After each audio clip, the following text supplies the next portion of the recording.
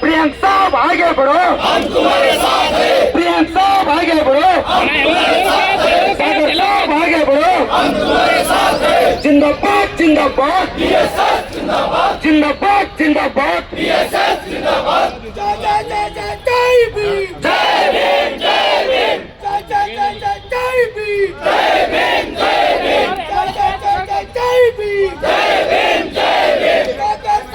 आगे बढ़ो,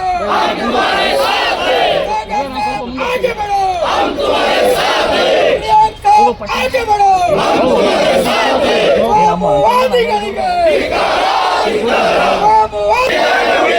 जिंदाबाद जिंदाबाद जिंदाबाद जिंदाबाद।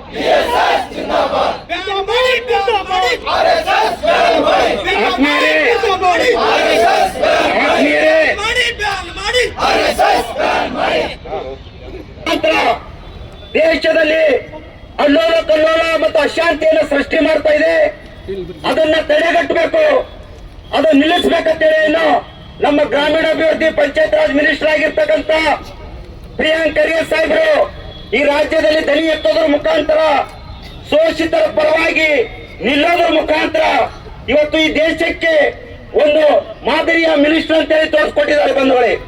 ಅಂತ ಮಾದರಿಯ ಮಿನಿಸ್ಟರ್ ಬೆನ್ನಿಗೆ ನಾವು ನಿಲ್ಲಬೇಕು.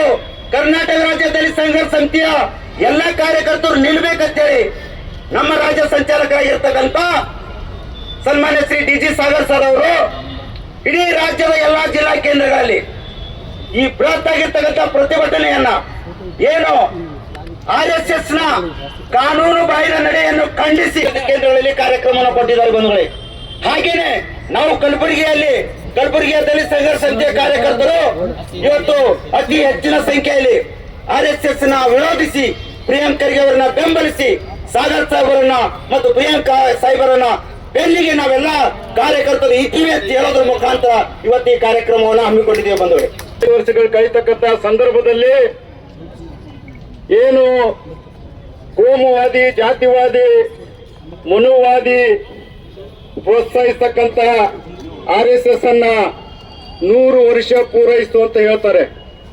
ಆದ್ರೆ ಸಂವಿಧಾನ ಜಾರಿಗೆ ಬಂದ 75 ವರ್ಷಗಳಲ್ಲಿ ಸಂವಿಧಾನಕ್ಕೆ ಅಗೌರವದಿಂದ ನಡ್ಕೊಳ್ತಾ ಇದ್ದಾರೆ. ಈ ದೇಶದ ಕಾನೂನಿಗೆ ಅಗೌರವದಿಂದ ನಡ್ಕೊಳ್ತಾ ಇದ್ದಾರೆ. ಈ ದೇಶದ ನಿಜವಾದಂತ ಬಡತನ ಬಗ್ಗೆ ಚಕಾರ ಎತ್ತ ಇಲ್ಲ. ಈ ದೇಶದ ಜಾತಿ ವ್ಯವಸ್ಥೆ ಬಗ್ಗೆ ಚಕಾರ ಎತ್ತ ಇಲ್ಲ. ಈ ದೇಶದ ಅಸ್ಪೃಶ್ಯತೆ ಬಗ್ಗೆ ಚಕಾರ ಎತ್ತ ಇಲ್ಲ.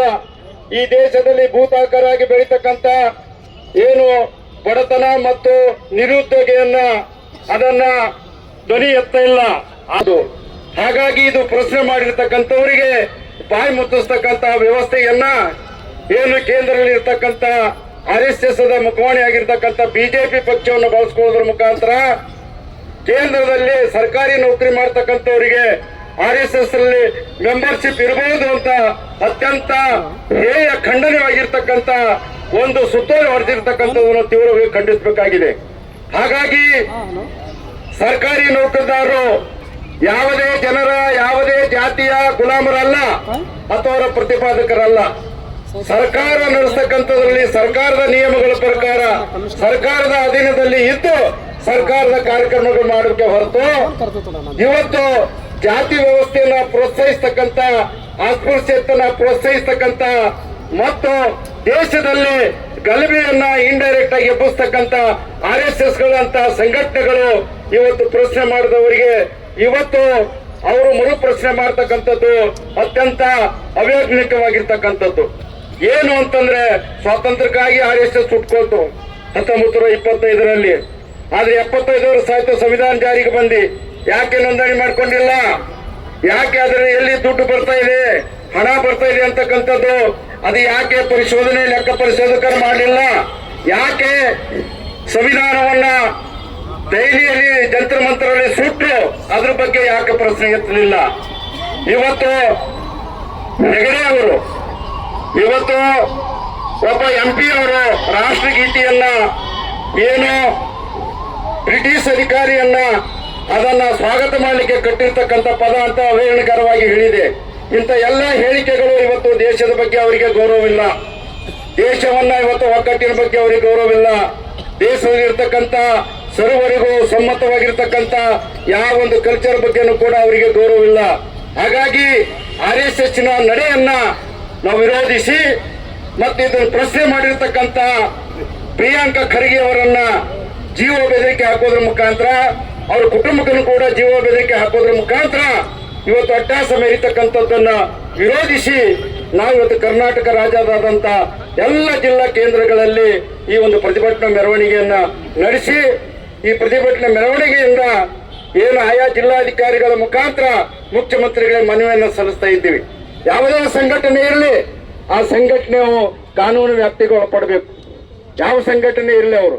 ಹಾಗಾಗಿ RSS ಅಂತಕ್ಕಂಥ ಸಂಘಟನೆಯನ್ನ ಇವತ್ತು ಬ್ಯಾನ್ ಮಾಡಿದ್ರು ಕೂಡ ಅಡ್ಡಿ ಇಲ್ಲ. 2 ಸಲ ಬ್ಯಾನ್ ಆಗಿತ್ತು. ಈಗಲೂ ಕೂಡ RSS ಅಂತಕ್ಕಂಥ ಚಟುವಟಿಕೆಗಳನ್ನ ಕಾನೂನು ಬಾಹಿರವಾಗಿರತಕ್ಕಂಥ ಚಟುವಟಿಕೆ ನಿಂತಿಲ್ಲ. Right sir, okay, thank you. Sir, ನಾವು ನಮ್ಮ ಮನವಿನ